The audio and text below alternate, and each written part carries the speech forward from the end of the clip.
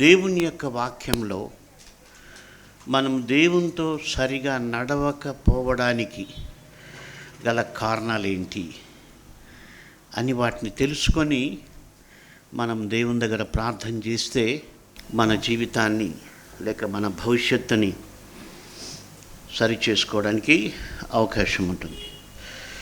ఆదికాండం 5వ అధ్యాయం 22వ వచనం. హనోకు మెతూషెలను కనిన తరువాత 300 ఏండ్లు దేవునితో నడచుచు కుమారులను.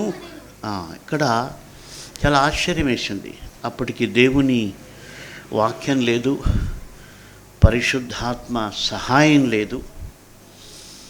దేవుని వాక్యం లేకపోయినా, పరిశుద్ధాత్మ సహాయం లేకపోయినా హనోకు కన్నటువంటి ఆ యొక్క హనోకు జీవితం గురించి మాట్లాడుతూ దేవునితో నడుచుచూ ఆయన జీవించాడంట. మనం కూడా జీవిస్తున్నాం, అందరూ జీవిస్తున్నాం. అయితే ఇక్కడ ప్రశ్న ఏంటంటే, నేను దేవునితో నడుస్తూ ఉన్నానా, దేవుడు నాతో ఉన్నాడా అన్నది ప్రశ్న. చాలా ఆశ్చర్యం. ఆ పాత నిబంధనలో హనోకు మరి దేవునితో నడుచుచు అన్నటువంటి విషయం మనం చూస్తున్నాం. అబ్రహాం గురించి కూడా ఒక మాట చెప్పబడింది. 17వ అధ్యాయం 1వ వచనం ఆదికాండంలో, నా సన్నిధిలో నడుచుచు నిందారహితుడవై ఉండు. కాబట్టి అబ్రహామును దేవుడు ఏం కోరుకున్నాడంటే, నువ్వు నా సన్నిధిలో నడుచుచు నిందారహితుడవై ఉండాలన్నాడు. కాబట్టి హనోకు దేవునితో నడిచాడు. అబ్రహాముతో దేవుడు మాట్లాడుతూ, నువ్వు నా సన్నిధిలో నడుచుచు నిందారహితుడవై ఉండాలి అంటే ఇది సాధ్యమే. దేవుడు సాధ్యము కాని పనులు చెప్పడు. ఒకవేళ అసాధ్యమైతే హనోకు దేవునితో నడిచి ఉండలేడు. దేవుని సన్నిధిలో నడవడం అసాధ్యమైతే దేవుడు అబ్రహాముతో నీవు నా సన్నిధిలో నడుచుచు నిందారహితుడవై ఉండుమన్న మాట చెప్పి ఉండేవాడు కాదు. కాబట్టి మనం దేవునితో నడవచ్చు, దేవుని సన్నిధిలో నడవచ్చు. అంతేకాదు, యాకోబు అబ్రహాము ఇస్సాకుల గురించి చెబుతూ ఓ అద్భుతమైన విషయం చెప్పాడు. చాలా ఆశ్చర్యపోయాను.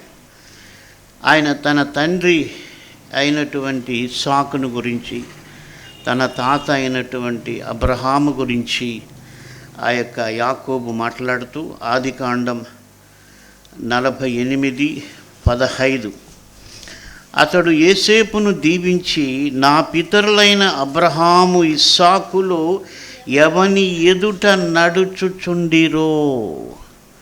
చాలా ఆశ్చర్యం అనిపించింది. అంటే ఈ అబ్రహాము ఇస్సాకులు దేవుని ఎదుట నడిచినారట. అది యాకోబు సాక్ష్యం చెప్తున్నాడు. అంటే ఇక్కడ ప్రతి తల్లి తండ్రి కూడా తన బిడ్డలు సాక్ష్యం చెప్పాలి. ఏమని? నా తల్లి నా తండ్రి దేవుని ఎదుట నడిచినటువంటి వారు. అది మనకు కావాల్సింది. నా తండ్రి ఎంత సంపాదించాడు, నా తల్లి నాకు ఎంత బంగారు ఇచ్చింది అనేవి కాదు. అవంతా లోకం చూస్తుంది. కానీ నీ ఒక తల్లిగా తండ్రిగా నీ బిడ్డలు నీ గురించి ఏం సాక్ష్యం చెప్పాలంటే, నా తల్లిదండ్రులు దేవుని యందు భయభక్తులు కలిగి దేవుని ఎదుట నడిచిన వారు. ఎంత అద్భుతమైనటువంటి సాక్ష్యం. మనకి ఏమున్నా లేకపోయినా దీన్ని సంపాదించుకోవాలి, ఈ సాక్ష్యాన్ని సంపాదించుకోవాలి. నేను కూడా నేను పరిశీలన చేసుకున్నా. ఒకవేళ నా గురించి నా జనరేషన్ ఆ విధంగా చెప్పగలరా అని ప్రశ్నించుకున్నా. అయితే నేను ప్రయాసపడుతున్నా అలా చెప్పాలని, నేను దేవుని వాక్య ప్రకారం జీవించాలని ప్రయాసపడుతున్నా. అందుకే ఈ టాపిక్ సెలెక్ట్ చేసుకున్నా. కాబట్టి మనము దేవునితో నడవాలి హనోకు వలె. అబ్రహాము వలె దేవుని సన్నిధిలో నడవాలి. అబ్రహాము ఇస్సాకుల వలె ఆ యొక్క దేవుని ఎదుట మనము నడవాలి. అసలు ఈ భావనే మనల్ని పాపం చేయనివ్వదు కదా. ఈ భావనే మనల్ని పొరపాటు చేయనివ్వదు కదా. దేవుడు నాతో నడుస్తున్నాడు, దేవుని సన్నిధిలో నేను నడుస్తున్నాను, దేవుని ఎదుట నేను నడుస్తున్నాను అని ఒక విశ్వాసికి ఆ భావన కలిగి ఉంటే ఏ తప్పు చేయలేడు. వాళ్ళు అలాగ నడిచారు కాబట్టి ఇది సాధ్యమే. ఎందుకంటే అప్పటికి వాక్యము వాళ్ళ చేతుల్లో లేదు.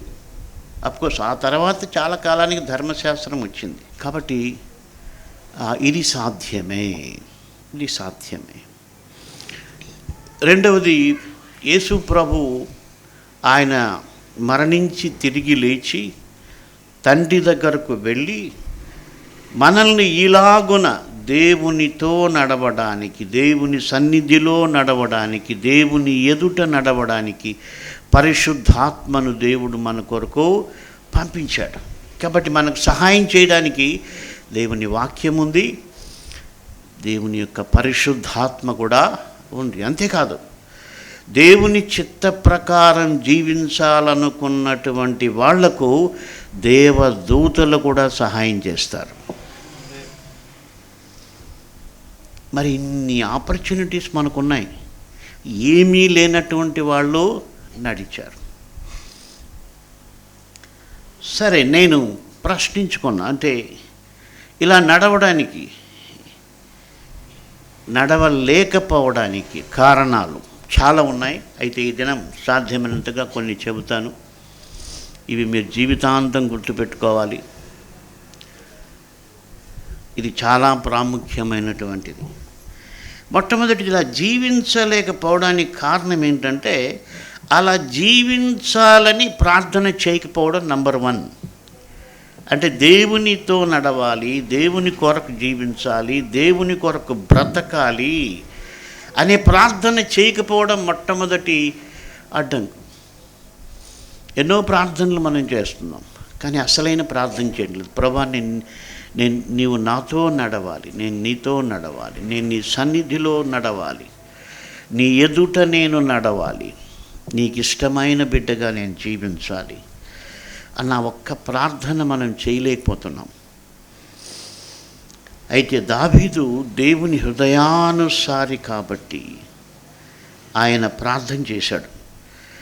దావీదు యొక్క ప్రార్థనలన్నీ కూడా మనం చూస్తే చాలాసార్లు ఆ మాట మనం చూస్తాం.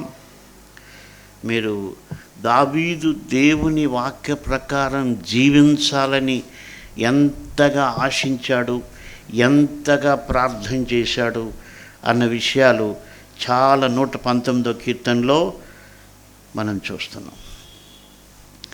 119:17లో అద్భుతమైన ప్రార్థన చేశాడు ఆయన. నీ సేవకుడనైన నేను బ్రతుకున్నట్లు నా ఎడల నీ దయారసము చూపుము, నీ వాక్యమును బట్టి నేను నడుచుకొనుచుందును. కాబట్టి ఇక్కడ దావీదు దేవుణ్ణి బ్రతిములాడుతూ ఉన్నాడు. ప్రభా, నీ దయారసము నాకు చూపించు, నీ దయ నాకు చూపించు, అప్పుడు నేను నీ వాక్య ప్రకారము నడుచుకుంటాను, నీ వాక్య ప్రకారం నేను నడుచుకుంటాను. కాబట్టి ఇక్కడ దావీదు దేవుణ్ణి దేని కొరకు బ్రతిమలాడుకున్నాడంటే రాజ్యం కావాలని కాదు, ఇంకేదో కావాలని కాదు. ప్రభా, నేను నీ వాక్యాన్ని బట్టి నడుచుకోవాలి. అది సాధ్యం ఎప్పుడంటే నేను బ్రతుకున్నట్లు నా ఎడల నీ దయారసము చూపు, నీ దయ చూపించు ప్రభా, నేను అలా జీవించాలి అని ప్రార్థన చేశాడు. అందుకే దావీదు దేవుని హృదయానుసారిగా మలచబడి దేవుని వాక్య ప్రకారం జీవించడానికి ఆయన దేవుని ఇష్టమైన బిడ్డగా బ్రతికాడు. చాలా ప్రార్థనలు ఉన్నాయి. 119 అంతా కూడా ఇలాంటి ప్రార్థనలే. నీ వాక్యంను బట్టి నేను బ్రతకాలి. సో ఇంకొక మాట కూడా మనం 119, 146లో చూస్తే, నేను నీకు మొర్రపెట్టుచున్నాను, నీ శాసనముల చొప్పున నేను నడుచుకున్నట్లు నన్ను రక్షింపుము. అసలు ఇక్కడ రక్షించమని దేనికి అడుగుతున్నాడు? దావీదు తన్ను రక్షించమని దేవుణ్ణి అడుగుతున్నాడు. ఎందుకొరకు రక్షించమంటున్నాడు? నీ శాసనములను చొప్పున నేను నడుచుకున్నట్లు నన్ను రక్షింపము. ఇంకా వేరే కారణం ఏమొద్దు ప్రభువా. మనల్ని రక్షింపు మనం ఎప్పుడు కోరుకుంటాం? మనకేదన్నా ఆపద వచ్చినప్పుడు, అనారోగ్యం వచ్చినప్పుడు, లేకపోతే అప్పుల వాళ్ళు వెంటబడినప్పుడు, లేకపోతే ఇంకేదన్నా సమస్య వచ్చినప్పుడు మనం ప్రభువా నన్ను రక్షించండి, అంతే కదా సహజంగా మనం అడిగేది అదే. మరి చాలాసార్లు బస్సులో పోయినప్పుడు ఆ బస్సు ఏదైనా యాక్సిడెంట్కి గురైతే వెంటనే కేకలు వేస్తారు, రక్షించమంటారు, మంచిదే. కానీ ఇక్కడ దావీదు దేనికి రక్షించమంటున్నాడంటే, ప్రభువా నేను భూమిపైన ఉన్నంత కాలం నీ శాసనాలను బట్టి నేను నడుచుకోవాలి, నీ వాక్యాన్ని బట్టి నేను నడుచుకోవాలి, అందుకొరకు నన్ను రక్షించుము అంటున్నాడు. మనం ఎందుకు రక్షణ పొందామంటే చాలామందికి తెలియదు ఈ విషయం. ఏదో మన పాపాలను దేవుడు క్షమించాడు, లేకపోతే అపవాది యొక్క బంధకాల నుంచి విడిపించాడు, కష్టాల నుంచి రక్షించాడు, మంచిదే. కానీ వీటన్నిటికంటే శ్రేష్టమైనది ఏంటంటే నీవు ఆయనతో నడవడానికి, ఆయన సన్నిధిలో నడవడానికి, ఆయన ఎదుట నడవడానికి దేవుడు నిన్ను రక్షించాడు. అది ఎప్పుడు సాధ్యమంటే, దేవునితో నడవడం అంటే దేవుని వాక్యముతో నడవడము. ఎందుకు? ఆది యందు వాక్యం ఉండెను, వాక్యము దేవుడై ఉండెను, వాక్యమే దేవుడై ఉన్నాడు. కాబట్టి దేవునితో నడవడం అంటే అర్థం ఏంటి? వాక్య ప్రకారం నడవడం. కాబట్టి ఆయన అలాగా ప్రార్థన చేశాడు. అంతేకాదు, అసలు అలా నడుచుకునే బుద్ధిమని కూడా ఆయన ప్రార్థన చేశాడు. కీర్తనలు 119:34లో ఆయన అంటున్నాడు, నీ ధర్మశాస్త్రమును అనుసరించుటకు నాకు బుద్ధి దయచేయము, అప్పుడు నా పూర్ణ హృదయముతో నేను దాని ప్రకారము నడుచుకున్నాను. అంటే ఇక్కడ మనకి కొంచెం లోతుగా ఆలోచన చేస్తే ఒకటి గ్యారంటీ ఏంటంటే, దేవుని వాక్య ప్రకారము నడుచుకోవాలన్న బుద్ధి అయితే మనుషులకి ఉండదు. ఉంటే దావీదు అడిగేవాడు కాదు కదా, ఆ బుద్ధి ఉండదు. చాలా బుద్ధులు ఉంటాయి, ఎలా బతకాలో, మనుషుల్ని ఎలా మెప్పించాలో, ఎలా గొడవ పడాలో, ఎలా కక్ష తీర్చుకోవాలో, ఎలా పగ తీర్చుకోవాలో, ఎవరిని ఏ విధంగా రియాక్ట్ కావాలో, ఈ బుద్ధులన్నీ ఉంటాయి. కానీ అసలైన బుద్ధిని దేవుడు దగ్గర దావీదు కోరుకున్నాడు. ఏంటంటే, ప్రభువా నీ ధర్మశాస్త్రాన్ని నేను అనుసరించడానికి నాకు బుద్ధి దయచేయి. నాకు ఆ బుద్ధి లేదు. ఉన్నింటి అడిగేవాడు కాడు కదా. కాబట్టి నేను అనుకుంటున్నాను, ప్రపంచంలో ఏ మనిషికి కూడా దేవుని వాక్యానుసారంగా బ్రతకాలన్నటువంటి బుద్ధి అయితే ఉండదు. వాళ్ళు పిహెచ్డి చేసినా, ఇంకేం చేసినా, చంద్రమండలానికి వెళ్ళినా, ఎన్ని అద్భుతమైనటువంటి క్రియేషన్స్ చేసినా, దేవుని చిత్త ప్రకారం బ్రతకాలన్న బుద్ధి అయితే మనిషికి ఉండదు. అది దేవుడే ఇవ్వాలి. అందుకే మనం కోరుకోవాలి దేవుని దగ్గర, ప్రభువా నేను నీ వాక్య ప్రకారం, ఇప్పుడు మనం యేసయ్య చెప్పినట్టు నడుచుకోవాలి. అప్పుడు ధర్మశాస్త్రం ఉన్నది, ధర్మశాస్త్రం ప్రకారం నడుచుకోవడానికి ప్రార్థన చేశాడు. ఇప్పుడు యేసు ప్రభు మనకి చెప్పిన మాటల ప్రకారం మనము నడుచుకోవాలి. కాబట్టి మనం ప్రార్థన చేస్తే దేవుడు సహాయం చేస్తాడు. మనం అడగడం లేదు, దేవుడు ఇవ్వడం లేదు. ఇప్పుడు దావీదు ఎప్పుడు ప్రార్థన చేసింటాడు? ఈ ప్రార్థన తాను ధర్మశాస్త్రాన్ని అనుసరించలేకపోయినప్పుడే చేసింటాడు, అంతే కదా. ధర్మశాస్త్రాన్ని అనుసరించలేకపోతున్నాడు. అనుసరించేటువంటి బుద్ధి తన దగ్గర లేదు. అందుకొరకు ప్రార్థన చేశాడు. అది దేవునికి ఇష్టమైన ప్రార్థన కాబట్టి ఆయన వెంటనే అదే 119వ కీర్తనలోనే మనం చూసినట్టయితే 55వ వచనం, యెహోవా రాత్రివేళ నీ నామమును స్మరణ చేయుచున్నాను, నీ ధర్మశాస్త్రమును అనుసరించి నడుచుకుని. చూడండి, దేవుడు జవాబు ఇచ్చాడు. ఇప్పుడు ఏమంటున్నాడు? నీ ధర్మశాస్త్రమును బట్టి, నీ ధర్మశాస్త్రమును అనుసరించి నేను నడుచుకొనుచున్నాను. అంటే అంతకుముందు లేదు. 34వ వచనములో స్ట్రగుల్ అవుతూ ఉన్నాడు. ఆశ ఉంది కానీ ఉన్న బుద్ధి చాలడం లేదు. ప్రార్థన చేశాడు, దేవుడు ఆ ప్రార్థనకి జవాబిచ్చినాడు. ఆయన చాలా ధైర్యంగా చెప్తున్నాడు, నేను నీ ధర్మశాస్త్రమును అనుసరించి నడుచుకొనుచున్నాను. ఎందుకు? దేవుడు సహాయము చేశాడు. ఆయన చిత్తమైన అడిగినప్పుడు దేవుడు మనకు సహాయము చేస్తాడు. కానీ ఈ దినాల్లో మనుషులు దేన్ని అడగడానికి అలవాటు పడ్డారు? ఈ భూ సంబంధమైనవి అడగడానికి అలవాటు పడ్డారు. భూ సంబంధమైనవి అడగడానికి. అసలు భూ సంబంధమైన వాటిపైన మనస్సు పెట్టుకొనకూడని వాక్యం చెబుతుంటే ఆలోచనలు అవే, ఆశలు అవే, ప్రార్థనలు కూడా అవే.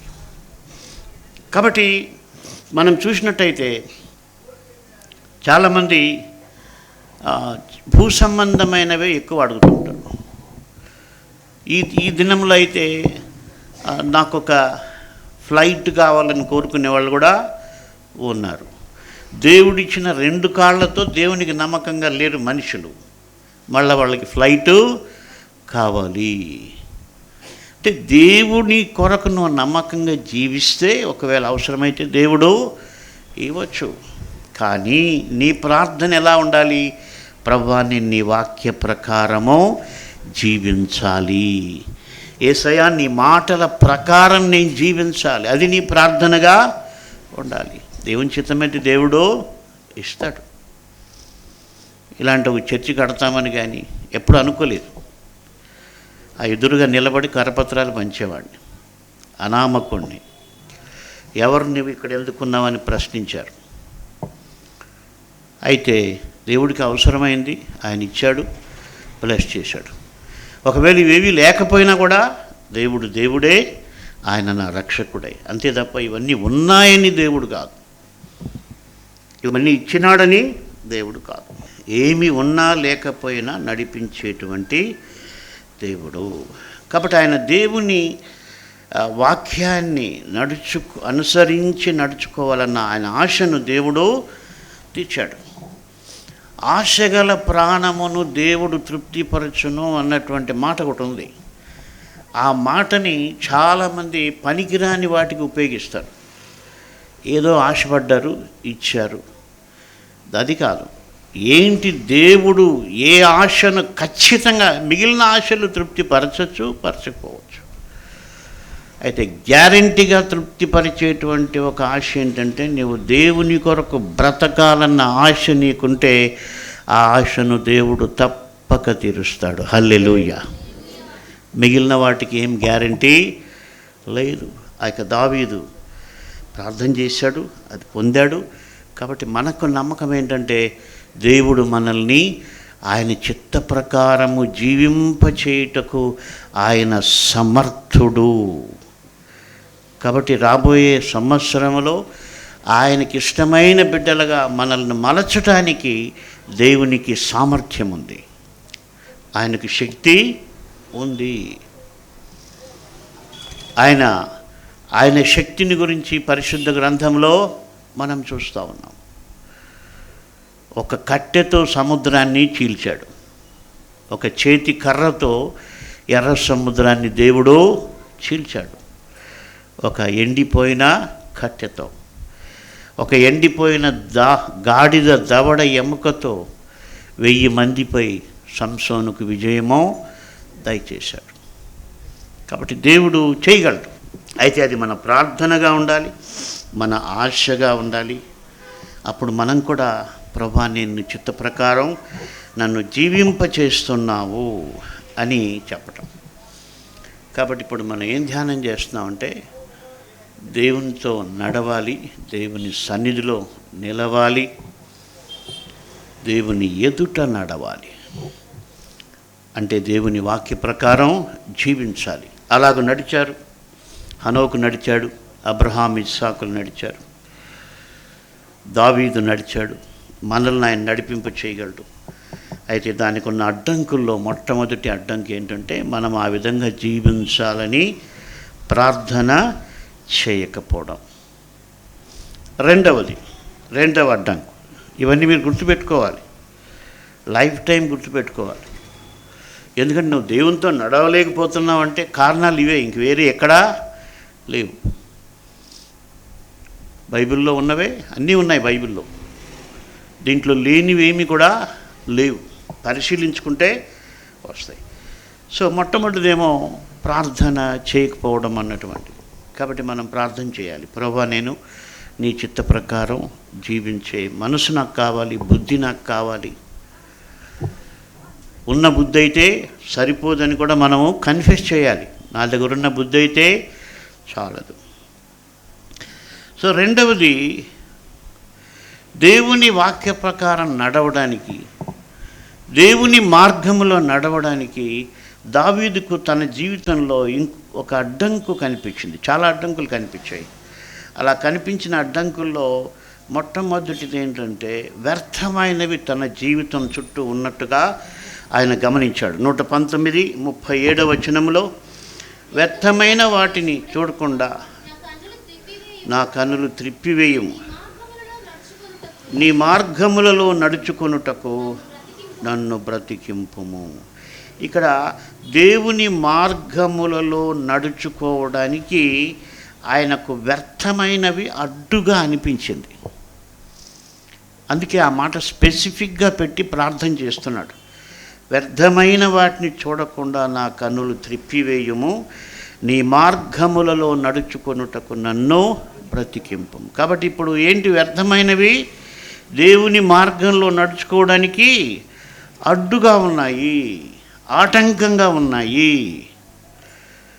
వ్యర్థమైనవి ఒక మనిషి జీవిత కాలాన్ని తీసేసుకుంటూ ఉన్నాయి. జీవితంలో ఉదయం నుంచి సాయంకాలం పండుకునే లోపల మనిషి వ్యర్థమైన వాటికి చాలా సమయాన్ని ఇస్తారు. విశ్వాసులు కూడా దాని విలువ తెలియకపోవడం, దేవుని వాక్యం యొక్క విలువ తెలియకపోవడం, ఆ పనులు ఈ పనులు. యేసుప్రభు స్వయంగా చెప్పాడు. ఏం చెప్పాడు? నువ్వు అనేక విషయముల గురించి చింతించుచున్నావు, కానీ అవసరమైనది ఒకటే. వేరేటివి చేయొద్దని కాదు, కానీ అన్నిటికంటే ముఖ్యమైనది ఇది అని మనం మర్చిపోకూడదు. అసలు వ్యర్థమైన వాటికి చోటు ఇవ్వకూడదు. కాబట్టి ఆయన గ్రహించి ప్రార్థన చేశాడు. వ్యర్థమైనవి వాటిని చూడకుండా నాకు సహాయం చేయమని. అలాగే ఇంకొక భక్తుడు కూడా దాన్ని గ్రహించి సామెతలు 30వ అధ్యాయంలో 7వ వచనం,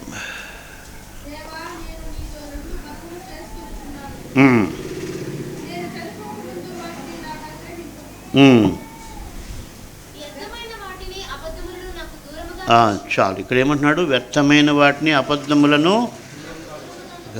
కాబట్టి వ్యర్థమైనవి, అబద్ధాలు దూరంగా లేకపోతే నువ్వు దేవునికి దగ్గర కాలేవు. కాబట్టి ఇవి కూడా ఆటంకాలు. వ్యర్థమైనవి ఆటంకాలు, అబద్ధాలు కూడా ఆటంకాలు. కానీ మనం ఇవి రెండు చేస్తాం కదా, ఇవి రెండు కూడా చేస్తాం. వ్యర్థమైనవి ఆలోచిస్తాం. చాలామంది విశ్వాసులు కూడా ఊరికనే అబద్ధాలు చెప్పేవాళ్ళు కూడా ఉన్నారు, అనవసరంగా. అనవసరమైనటువంటి అబద్ధాలు. నాకు తెలిసిన వాళ్ళు చాలామంది సేవకులు కూడా, అంటే అపవాది వాళ్ళని చాలా సులువుగా చిక్కులు పెట్టేటువంటి పాపాల్లో చిక్కించుకొనింది. చెప్పాల్సిన అవసరం లేదు. అబద్ధమాడు పెదవులు యెహోవాకు హేయములు. ఆ మాట నిజంగా ఒక మనిషి హృదయంలో ఉంటే అబద్ధం ఆడగలడా? అరే, నేను అబద్ధం ఆడితే నా పెదవులు దేవునికి హేయం అంటున్నాడు, కాబట్టి నేను అబద్ధం ఆడకూడదని వాక్యం మనిషిని నడిపిస్తుంది. కాబట్టి ఆ వ్యర్థమైనవి అబద్ధాలు దేవునితో నడవడానికి ఆటంకమైనటువంటివి. ఇంకో విషయం తన లైఫ్లో గమనించాడు. మనుషుల బలాత్కారము కూడా దేవుని వాక్యం అనుసరించడానికి అడ్డంకని ఆయన గ్రహించి 119, 134లో ఇలా, నీ ఉపదేశములను నేను అనుసరించున్నట్లు మనుషుల బలాత్కారము నుండి నన్ను విమోచింపు. గమనించండి, ఇక్కడ ఆయన డిజైర్ అంతా ఏంటంటే దేవుని వాక్య ప్రకారం జీవించాలి, నీ మార్గంలో నేను నడుచుకోవాలి, నీ ఉపదేశాలు నేను అనుసరించాలి, నీ వాక్యాన్ని నేను అనుసరించాలి. ఆ డిజైర్తో ప్రేయర్ చేస్తే ప్రాక్టికల్గా ఇవి అడ్డంకులు ఆయనకు వచ్చాయి. ఏంటి? వ్యర్థమైనవి దేవుని మార్గంలో నడవడానికి అడ్డుగా ఉన్నాయని తెలుసుకున్నాడు. అయితే ఆయన ప్రార్థన చేశాడు, ప్రభా, వాటిని చూడకుండా నా కన్నులు త్రిప్పివేయు. అంత భక్తిపరుడికే అలాంటి వ్యర్థమైనటివి అడ్డైనప్పుడు మనకు తప్పకుండా ప్రతి సేవకునికి, నాకు కూడా చాలా వ్యర్థమైనవి నా చుట్టూ చేరుకునేటువంటి అవకాశం ఉంది. నేను బోధిస్తున్నాను కాబట్టి నాకేం లేవని కాదు. అయితే మనం దేవుణ్ణి అడగాలి. ఈరోజు లేకపోవచ్చు, రేపు వ్యర్థమైన నీ జీవితంలో రావచ్చు, వ్యర్థమైన సహవాసాలు నీకు రావచ్చు, వ్యర్థమైన మనుష్యులు లేకపోతే వ్యర్థమైన పనులు నీ జీవితంలో చోటు చేసుకోవచ్చు. కాబట్టి మనం వ్యర్థమైనవి చేయకూడదు. తర్వాత ఇక్కడ, నీ ఉపదేశములను నేను అనుసరించినట్లు మనుషుల బలాత్కారము నుండి నన్ను విమోచింపు. కాబట్టి ఇక్కడ ఇంకోటి, మనుషుల బలాత్కారం కొన్నిసార్లు ఆబ్లిగేషన్ అయిపోద్ది. కొన్నిసార్లు మనుషులు ఒప్పిస్తారు. యెహోషాపాతుకి యుద్ధానికి పోవాలని లేదు, ఆహాబుతో ఆయన వియ్యమందాడు కాబట్టి యెహోషాపాతుకి ఇష్టం లేదు పోయేది. ఆయన ఏమన్నాడు? వద్దన్నాడు. ఒక ప్రవక్త వచ్చి చెప్పాలన్నాడు, మీకా అన్న ప్రవక్త వచ్చి చెప్పాడు, వద్దని చెప్పాడు. ఈయనకు కూడా పోయేది ఇష్టం లేదు. కానీ దాదాపు అక్కడ ఉన్న వాళ్ళందరూ కూడా పొదాం పొదాం పొదాం పొదాం అంటే లాస్ట్కి యెహోషాపాతు ఏం చేశాడు? పద అని వెళ్ళాడు. అంటే అక్కడ ఏం చేసింది? దేవుని ఉపదేశాన్ని అనుసరించటానికి యెహోషాపాతుకి మనుషుల యొక్క బలాత్కారం అనేది అడ్డొచ్చింది. కాబట్టి మరి కొన్నిసార్లు బంధువుల వలన, కొన్నిసార్లు స్నేహితుల వలన దేవుని మార్గం అనుసరించటానికి అది ఇబ్బంది అవుతుంది. నేను తిరుపతిలో పాస్టర్ అసోసియేషన్కి చాలా కాలం ప్రెసిడెంట్గా ఉన్నా. చాలా పనులు, చాలా విషయాలు. అయితే నాకు అనిపించింది, ఇవి నా ఆత్మీయ జీవితానికి ఆటంకంగా ఉన్నాయి అని నేను దాన్ని వద్దనుకున్నా. ఏకగ్రీవంగా ఉండమని చెప్పారు. అన్న, మీరైతే అందరికీ అందుబాటులో ఉంటారు అని ఆరాధన మందిరంలో మీటింగ్ జరిగితే వాళ్ళు చెప్పారు. నేను చెప్పాను, నేను ఆ పని చేయలేను. ఎందుకంటే చాలా పనులు అవి నేను దేవుని వెంబడించడానికి నాకు ఆటంకంగా ఉన్నాయి. కాబట్టి నాకు ఆ పొజిషన్ ఏమి కూడా వద్దు. కాబట్టి మనుష్యుల బలాత్కారం. మరి నీ జీవితంలో నీవు నూతన బలము పొంది 2026వ సంవత్సరంలోకి ప్రవేశించాలంటే, నూతన సంవత్సరంలో ప్రవేశించాలంటే ఇగో ఇది అడ్డులు. కాబట్టి నీకేం అడ్డులు ఉన్నాయో నీకే తెలుసు. ఖచ్చితంగా ఈ చెప్పబడిన వాటిలో ఏదో ఒకటి నీ జీవితంలో కూడా ఉంటుంది. లేక నీ మనస్సుకు తెలుసు ఏది నిన్ను ఆటంకపరుస్తుంది. కాబట్టి ఇప్పటివరకు చెప్పుకున్నవేంటి? వాక్య ప్రకారం జీవించాలని ప్రార్థన చేయకపోవటం, రెండవది వ్యర్థమైనవి దూరంగా ఉంచమని అడగకపోవటం, అబద్ధాలు మాట్లాడటం అందులోనే, తర్వాత మనుష్యుల బలాత్కారం, ఆబ్లిగేషన్ అన్నటువంటిది మన లైఫ్లో ఉండకూడదు. అది చాలా అన్కంఫర్టబుల్గా మనం ఫీల్ అవుతాం. ఎప్పుడైతే అన్కంఫర్టబుల్గా ఫీల్ అవుతామో దాన్ని వదిలిపెట్టడం మంచిది. ఐడియా బాగానే ఉండొచ్చు, కానీ ఒకసారి అది మనకు డిస్టర్బెన్స్ అనిపించినప్పుడు మన స్పిరిచువల్ లైఫ్కి దాని నుంచి ఎంత పెద్ద లాభమైనా దాన్ని మానేయటం మంచిది. తర్వాత ఇంకా అడ్డంకం, మన స్వబుద్ధి ఆటంకం. దేవుని వాక్యాన్ని అనుసరించడానికి మన స్వబుద్ధి అడ్డం. బయట వాళ్ళు అఫ్కోర్స్ బయట మనుషులు చూసాం, బయట వ్యర్థమైనవి చూసాం. అయితే ఇక్కడ స్వబుద్ధి, అందుకే మహాజ్ఞాని ఏమన్నాడు? నీ స్వబుద్ధిని ఆధారము చేసుకొనక నీ పూర్ణ హృదయముతో యెహోవా యందు నమ్మకముంచుము. కాబట్టి స్వబుద్ధి అనేది దేవుని వాక్య ప్రకారం జీవించటానికి అడ్డొస్తుంది. ఆ స్వబుద్ధిని దేవుని వాక్యంతో పరిశీలించుకొనకపోతే స్వబుద్ధి దేవుణ్ణి అనుసరించటానికి అడ్డు. తప్పిపోయిన కుమారుడికి స్వబుద్ధి వచ్చింది. ఏంటి వచ్చింది? దూరంగా వెళ్ళిపోయి బాగా ఎంజాయ్ చేద్దామని వాడికి బుద్ధి పుట్టింది. అది ఏం బుద్ధి? అది స్వబుద్ధి. ఆయనలో నుంచి పుట్టింది. దానికి కారణం ఒకవేళ ఫ్రెండ్స్ కావచ్చు.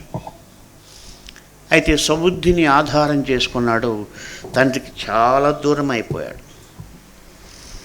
అందుకే అక్కడ మనం చూస్తున్నాం, వాడికి బుద్ధి వచ్చినప్పుడు. ఎప్పుడు వచ్చాడు తండ్రి దగ్గరికి? బుద్ధి వచ్చిన. ఏంటి ఆ బుద్ధి? ఏమనుకున్నాం? బుద్ధి అంటే దేవుని చిత్త ప్రకారము జీవించాలన్నటువంటి బుద్ధి. సో ఆ బుద్ధి వచ్చింది వాడికి. పందుల దగ్గరికి పోయిన తర్వాత వచ్చింది. పందుల దగ్గరకు పోయిన తర్వాత వచ్చింది. మనం అంతవరకు పోనక్కర్లే. ఒకవేళ దేవుని మాట వినకపోతే పోయే పరిస్థితి అయితే వస్తుంది. కానీ మనకు నేను అనుకుంటాను, డబ్బులన్నీ అయిపోయినాయి కదా, అప్పుడైనా తండ్రి దగ్గరకు వచ్చి ఉండొచ్చు. ఆ దేశంలో కరువు వచ్చింది, అప్పుడైనా తండ్రి దగ్గరకు రావచ్చు. ఎప్పుడు వచ్చినా స్వీకరించడానికి తండ్రి అయితే సిద్ధంగా ఉన్నాడు. కానీ అప్పుడు రాలే, డబ్బులు అయిపోయిన తర్వాత రాలే. అంటే ఏదో ఏమంటుందని ఈగోయిజం అడ్డు వచ్చి ఉంటుంది. ఏంటంటే నేను మళ్ళీ ఎట్లా పోయి ఆయన దగ్గరికి అడిగేది, ఒక ఈగోయిజం అడ్డు వచ్చింది వాడికి. అంటే స్వబుద్ధి ఏం చేస్తుందంటే వాడిని దైవ చిత్త ప్రకారం జీవించకుండా అది అడ్డుకుంటా ఉంది. కరువు వచ్చింది, అయితే కూడా రాలేదు. ఒక పని చేసుకునే స్థితికి వెళ్ళాడు, అక్కడ కూడా రాలేదు. అయితే పందుల పొట్టు కూడా దొరకనప్పుడు అక్కడ, అందుకనే బుద్ధి వచ్చినప్పుడు, చాలా అద్భుతమైనటువంటి మాట. ఆ బుద్ధి మనకు కావాలి. ఏంటంటే దేవునితో పాటు జీవించాలి, దేవునికి దగ్గరగా జీవించాలి, దేవుని కొరకు జీవించాలి అన్న బుద్ధి మనకి ఎప్పుడూ ఉండాలి. దానికి స్వబుద్ధి అడ్డొస్తుంది. కాబట్టి దాన్ని ఆధారం చేసుకోకుండా మనం జీవించాలి. అంతేకాదు స్వకీయ ఆలోచనలన్నీ కూడా అన్నాడు. 81వ కీర్తనలో వారు ఎప్పుడైతే దేవుని మాట వినలేదో అప్పుడు వాళ్ళ స్వకీయ ఆలోచనలను బట్టి నడుచుకునేట్టుగా దేవుడే వారిని శిక్షకు అప్పచెప్పినట్టుగా మనం చూస్తున్నాం. 81, 11, 12. అయినను నా ప్రజలు నా మాట ఆలకింపకపోయిరి, ఇశ్రాయేలీయులు నా మాట వినకపోయిరి. కాబట్టి వారు తమ స్వకీయ ఆలోచనలను బట్టి నడుచుకున్నట్లు వారి హృదయ కాఠిన్యమునకు నేను వారిని అప్పగించి తిని. అయ్యో, నా ప్రజలు నా మాట వినిన ఎడల, ఇశ్రాయేలు నా మార్గమును అనుసరించల, ఎంత మేలు, ఎంత మేలు. కాబట్టి స్వబుద్ధి, స్వకీయ ఆలోచనలు ఇవి దేవుని మాట వినడానికి ఆటంకంగా ఉంటాయి. కాబట్టి ఇవన్నీ మనం గుర్తుపెట్టుకోవాలి. ప్రార్థన చేయకపోవటం, వ్యర్థమైనవి, అబద్ధములు, స్వబుద్ధి, స్వకీయ ఆలోచనలు. ఇంకా మనం చూసినట్టయితే మనుషుల పారంపర్యాచారములు. యేసుప్రభు చెప్పాడు మార్కు సువార్త 7వ అధ్యాయం 13వ వచనంలో, వాళ్ళు ఏం చేశారంటే దేవుని వాక్యాన్ని పక్కన పెట్టి మనుషుల యొక్క పారంపర్య ఆచారములు వారు అనుసరించి దేవుని వాక్యాన్ని పక్కన పెట్టేశారంట.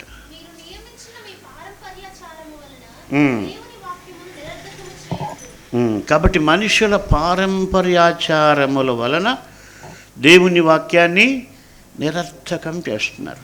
కాబట్టి మనుషుల పారంపర్య ఆచారాలు దేవుని వాక్యాన్ని అనుసరించడానికి అడ్డు.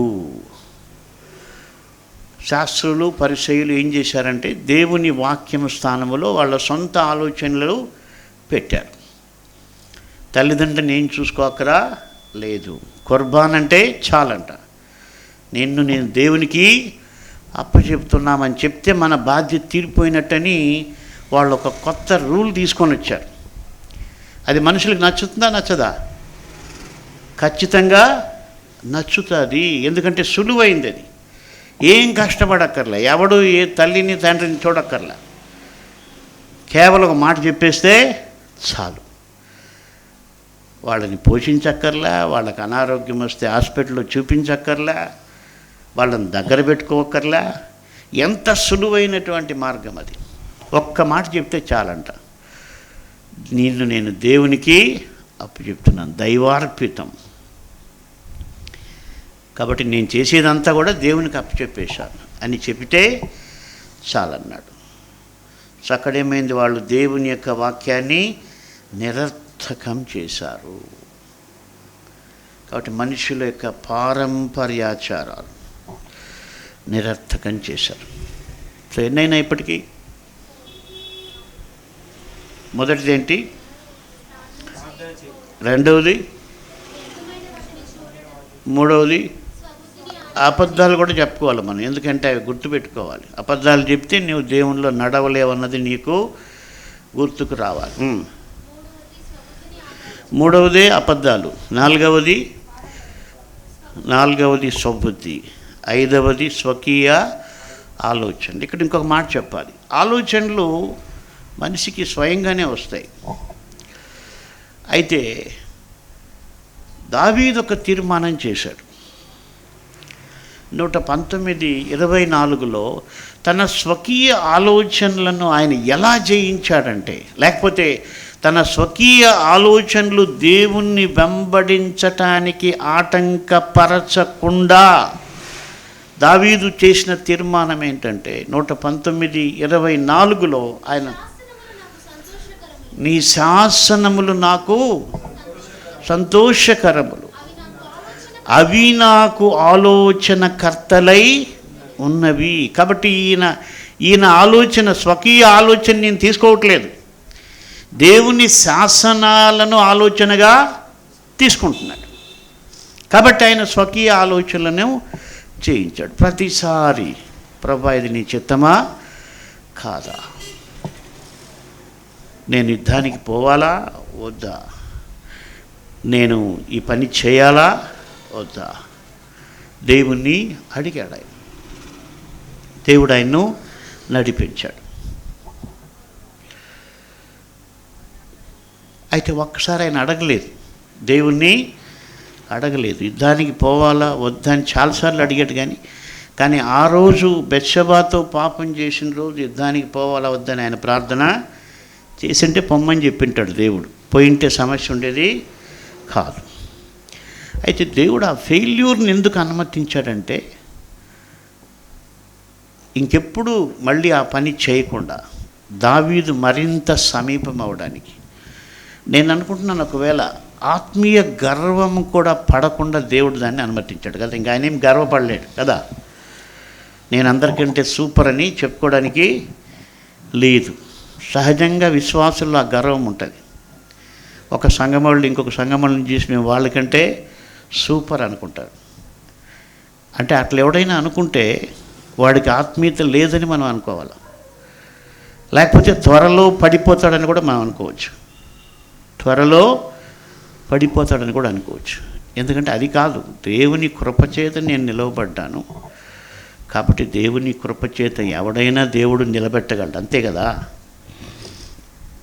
కాబట్టి నా సంఘం, నా సిద్ధాంతం అన్నవి ఏం లేవి, ఆయన కృప. కాబట్టి అయితే దావీదు తన జీవితంలో ఇలాగ పడి లేచి ఆయన ఒక తీర్మానం చేసుకున్నాడు, ఇంకా నా ఆలోచనకి నేను అవకాశం ఇవ్వను, దేవుని శాసనాలను నేను ఆలోచనకర్తలుగా పెట్టుకుంటాను. ఎందుకు ఫ్రెండ్స్ ఆలోచనని పెట్టుకున్నామంటే వాళ్ళు ఎప్పుడూ మనల్ని మెప్పించడానికి మంచి సలహాలే ఇస్తారు. గుహలో ఉన్న సౌలుని చంపేయమని సలహా ఇచ్చారు, అంతే కదా. దావీదు చుట్టూ ఉన్న వాళ్ళు ఏమన్నారు, ఆలోచన ఏం చెప్పారు, ఒక్క దెబ్బకేసి అని చెప్పారు. అయితే ఆయన ఆలోచనలేంటి, దేవుని యొక్క అందుకని ఆయన అనుకున్నాడు, యెహోవా అభిషిక్తుణ్ణి చంపడం దేవుని శాసనం ఒప్పుకోదు అని ఆయన దేవుని శాసనాలను ఆలోచనకర్తలుగా పెట్టుకున్నాడు. కాబట్టి మనం ఈ మంత్ ఎండింగ్ వరకు కూడా పరిశీలించుకోవాలి. సో ఇంకా ఉన్నాయి చాలా, అయితే ఇవి గుర్తుపెట్టుకుందాం, ఇంకోసారి చూద్దాం. కాబట్టి మొట్టమొదటిది ప్రార్థన చేయకపోవటం, రెండవది వ్యర్థమైనవి, మూడవది అబద్ధాలు, నాలుగవది స్వబుద్ధి, ఐదవది స్వకీయ ఆలోచనలు, ఆరవది మనుషుల యొక్క పారంపర్యాచారాలు. ఇవి గుర్తుపెట్టుకుందాం. ఇంకా ఉన్నాయి, అయితే మనం ధ్యానం చేయాలి. నేను ఈ ఇయర్ ఎండింగ్లో అదే చేస్తున్నాను. ప్రభా, నేను నీ కొరకు నేను ఇంకా నీకు ఇష్టమైన బిడ్డగా నేను బ్రతకాలి, నీ వాక్య ప్రకారం నేను జీవించాలి. కాబట్టి వ్యర్థమైనవి ఇవేవి నా జీవితంలో చోటు చేసుకోకూడదు.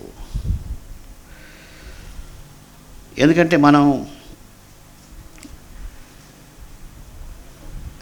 ఈ యొక్క జీవిత కాలములో ఎవరు జ్ఞాని అంటే సొలొమోను రాశాడు సామెతల గ్రంథంలో. చదివి నేను ముగించుకుందాం.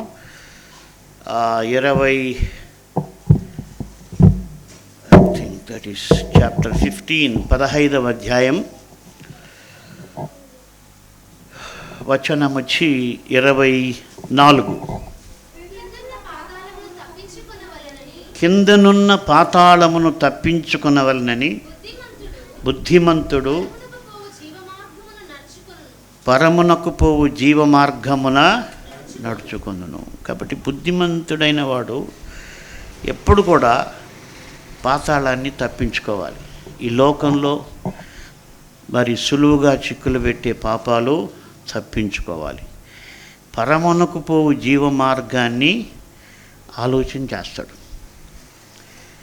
కాబట్టి మనం జీవితంలో ఏమి సాధించినా సాధించకపోయినా సమస్య లేదు, కానీ పరమునకు పోయే మార్గములో మనం చక్కగా నడుచుకోవాలి, ఆయన వాక్య ప్రకారం జీవించాలి. మనకు చాలా ఆలోచనలు వస్తాయి, అయితే మనం దేవుని సంధిలో పెడితే దేవుని చిత్తం కానివన్నీ కూడా వెళ్ళిపోతాయి.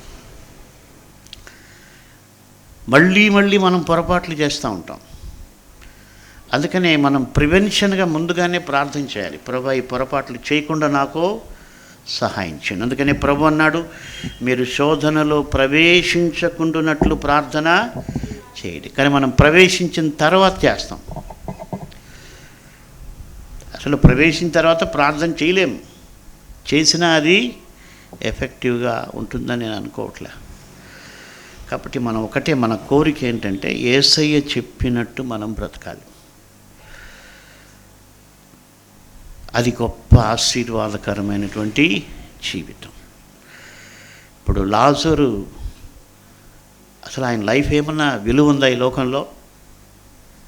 ఏం లేదు. ఈ లోకంలో ఆయన లైఫ్ ఎంత దారుణంగా ఉంది. అడుక్కు తినే స్థితిలో ఉన్నాడు. ఆయన కురుపులను కుక్కలు వచ్చి నాకుతూ ఉన్నాయి. అయితే కూడా ఆయన ధన్యుడు. ఆయన ధన్యుడు. ఎందుకు? అబ్రహాము రొమ్మున ఆనుకున్నాడు.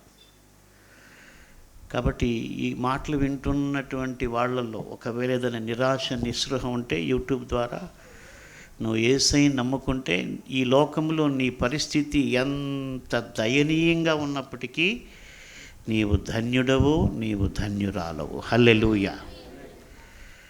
కాబట్టి ధన్యుడు అబ్రహాము రొమ్మున ఆనుకున్నాడు. నాకు అనిపిస్తుంది అది ఒక మనిషి నమ్మితే ఏంటి, నేను దేవుని కొరకు జీవిస్తే, నేను ఒక రోజున అబ్రహాము రొమ్మున ఆనుకుంటాను జీవిస్తే ఈ లోకంలో ఏ పరిస్థితి గురించి కూడా చింతించడు, బాధపడాల్సిన అవసరం లేదు. ఆ బాధలు తీరకపోయినా అవసరం లేదు. ఒకవేళ నువ్వు ఏదైనా బాధపడుతున్నావు అంటే ఎంతకాలం పెడతావు? అది మీ ఎటర్నల్ కాదు కదా. కాబట్టి ఆ యొక్క దేవుని యొక్క మార్గంలో మనం నడవడానికి ఆశపడి ప్రార్థన చేయాలి. అడ్డంకులు నీ లైఫ్లో నీకు తెలుసు, ఎవరి వల్ల నీ టైం వేస్ట్ అవుతుంది, ఏ పనుల వల్ల నీకు టైం వేస్ట్ అయిపోతుంది, ఎవరిని గురించి ఆలోచిస్తూ నీ జీవితంలో కృంగిపోతున్నావు, లేకపోతే ఏవి నీకు ఆటంకాలుగా ఉంటున్నాయి. ఇవన్నీ మనం గమనించుకున్నప్పుడు వాటిని మనం విడిచిపెట్టడానికి కూడా దేవుని సహాయము అడగాలి. కాబట్టి అది మనం ప్రార్థన చేయాలి. ప్రార్థించుకుందాం. దయగల ప్రభువా, మిమ్మల్ని స్తుతిస్తున్నాం తండ్రి. మీరు ఎంతైనా నమ్మదగిన దేవుడు. అవును నాయన, హనోకు మీతో నడిచాడు. అబ్రహాము మీ సన్నిధిలో నిందారహితంగా జీవించాలని మీరు కోరుకున్నారు. యాకోబు తన తాత అయిన అబ్రహాము గురించి, తండ్రి అయిన యాకోబు గురించి, వారు దేవుని ఎదుట నడిచిన వారిని సాక్ష్యం ఇచ్చాడు. అలాంటి సాక్ష్యం తల్లిదండ్రులు ఈ లోకంలో విశ్వాసులైన వారు కలిగి ఉండడానికి సహాయం చేయండి. దావీదు వలె మా ప్రభువా, మీ వాక్యాన్ని అనుసరించడానికి మాకు కావలసిన బుద్ధిని మీరు పుట్టించండి. మాకు స్వయంగా ఆ బుద్ధి ఉండదని, మా స్వబుద్ధి కూడా ఆటంకమని, మా స్వకీయ ఆలోచనలు ఆటంకమని, మీ శాసనములు మాకు ఆలోచన కర్తలుగా ఉండాలని మీ లేఖనములో మేము చూసాం. అలాగే వ్యర్థమైనవి దూరపరచండి, అబద్ధములను దూరపరచండి. మా ప్రభువా, మరి మేము ధ్యానించిన విషయాల్లో పారంపర్య ఆచారాలు అడ్డుగా ఉండకుండా సహాయం చేయండి. మా తండ్రి, నానాటికి మేము బలాభివృద్ధి నందుచు ముందుకు సాగుటకు సహాయం చేయండి. ఇదిగో నూతన సంవత్సరంలోకి మేము వెళుతూ ఉండగా మీ నామమును బట్టి, మీ కృపను బట్టి, మీ చిత్తానుసారంగా మమ్మల్ని బలపరచమని, మా ప్రభా, ఒకవేళ ఈ సంవత్సరంలో మీ కొరకు నమ్మకంగా లేకపోయినప్పటికీ మీరు సంవత్సరమును దయా కిరీటాన్ని ధరింపచేసి నూతన సంవత్సరములో మరి మీ కొరకు నూతన బలం పొందడానికి సహాయం చేయమని, ఇంకను మేము పరిశీలించుకోవడానికి, పరీక్షించుకొని మీ ద్వారా దీవించబడ్డానికి సహాయం చేయమని మీకే మహిమ చెల్లిస్తూ యేసు నామమున ప్రార్థిస్తున్నాము తండ్రి. ఆమేన్. అందులో మనం పరిశీలన చేసుకొని ప్రభు యొక్క బలలో పాలు పొందుదాం.